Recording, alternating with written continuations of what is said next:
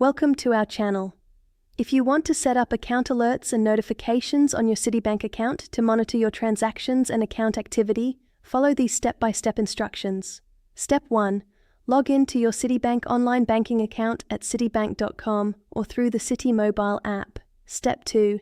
Navigate to your account settings or preferences section. Step 3. Look for alerts or notifications in the menu options. Step 4. Click on Set up alerts or Manage alerts to view available alert types. Step 5. Choose which types of alerts you want to receive, such as low balance alerts, large transaction alerts, or payment due reminders. Step 6. Select your preferred method for receiving alerts, either via email, text message, or push notification through the mobile app.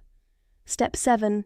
If choosing text alerts, verify your mobile phone number and confirm that you want to receive SMS notifications. Step 8. Set threshold amounts for alerts like minimum balance warnings or transaction amount limits that trigger notifications. Step 9. Review all your alert settings and save your preferences. Test your alerts by making a small transaction to ensure you receive notifications properly. Don't forget to like this video and subscribe to our channel.